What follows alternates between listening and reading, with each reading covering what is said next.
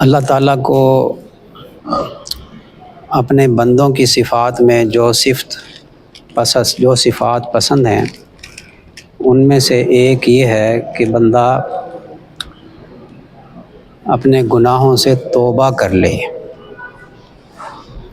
اللہ تعالیٰ فرماتے ہیں کہ بے شک اللہ تعالیٰ توبہ کرنے والوں کو اور بہت زیادہ پاک صاف رہنے والوں کو پسند فرماتا ہے۔ انسان خطاؤں کا پتلا ہے، فرشتہ نہیں ہے کہ اس سے غلطیاں نہ ہوں، گناہ نہ ہوں، نبی نہیں ہے، نبی معصوم ہوتا ہے۔ تو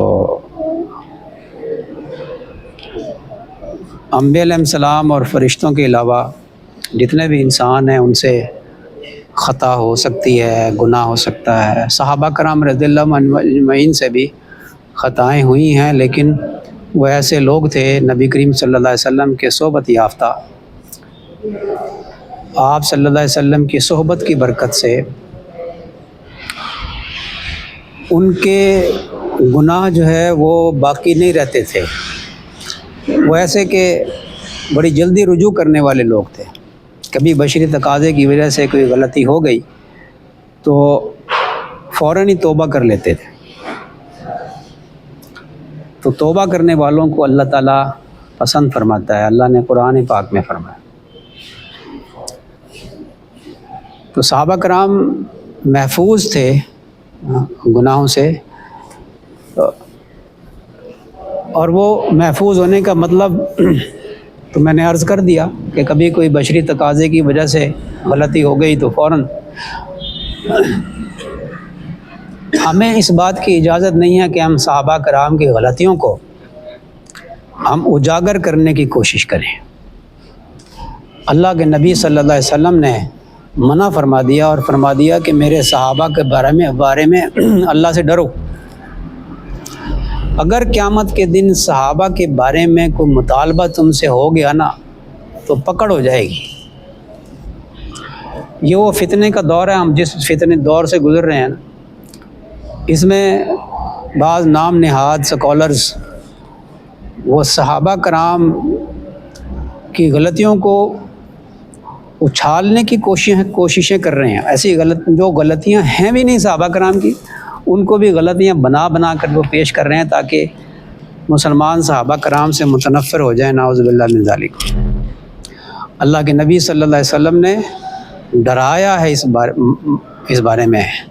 اگر صحابہ کرام کا کوئی اختلاف بھی سامنے ہو، اس کے بارے میں بھی ہمیں اجازت نہیں ہے کہ ہم لب کشائی کریں، کون حق پر تھا، کون غلطی پر تھا۔ یہ ہم کون ہوتے ہیں 1400 سال بعد آنے والے؟ وہ اللہ کے نبی صلی اللہ علیہ وسلم کے صحابہ ہیں، تو معمولی ہستیاں نہیں ہیں جن کے ایمان کی اللہ نے قرآن پاک میں گواہی دی ہے، جن کے ایمان کو اللہ نے معیار حق قرار دیا ہے کہ تم اگر ان جیسا ایمان لے آؤ گے تو تم بھی کامیاب ہو جاؤ گے۔ تو ان کے فیصلے ہم کریں؟ آج کا سکولر کرتا پھرے؟ وہ اس کی مثال ایسی دی ہے، صحابہ کرام میں اگر کوئی اختلاف ہوا بھی تو ایسے ہی ہے کہ جیسے ایک امام کے پیچھے نمازی نماز پڑھ رہے ہیں، تو امام سے اگر کوئی غلطی ہو گئی نا تو یہ جو نمازی ہیں ان میں سے کوئی لقمہ دے گا، اور وہ کون لقمہ دے گا؟ امام کے پیچھے جو کھڑے ہیں وہ لقمہ دے گا۔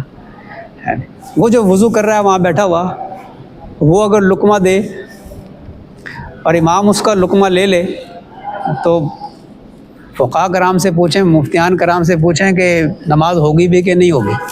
اس کو اختیار نہیں ہے کہ وہ وہاں بیٹھا ہوا، دور بیٹھا ہوا وہ لقمہ دے رہا ہو، امام اس کا لقمہ نہیں لے گا، امام اپنے مقتدیوں کا لقمہ لے گا، اور مقتدیوں میں سے بھی پیچھے جو ہیں وہ اگر وہ لقمہ نہیں دیں گے دوسرے لقمہ دیں گے۔ صحابہ کرام کی ایسی مثال ہے، وہ اگر آپس میں ان کا اختلاف ہے کسی بات پہ تو وہ صحابہ کرام ہی اس کو لقمہ دیں گے، ہمیں اختیار نہیں ہے کہ ہم لقمہ دیں۔ صحابہ کرام کی بڑی اونچی شان ہے، ہم نے صحابہ کرام کی شان کو سمجھا ہی نہیں، بلکہ صحابہ کرام سے تو محبت کا ہمارا تو عقیدہ ہے کہ ہم صحابہ کرام سے محبت کرتے ہیں اور صحابہ کرام کے خلاف کسی بات کو ہم برداشت نہیں کر سکتے ہیں.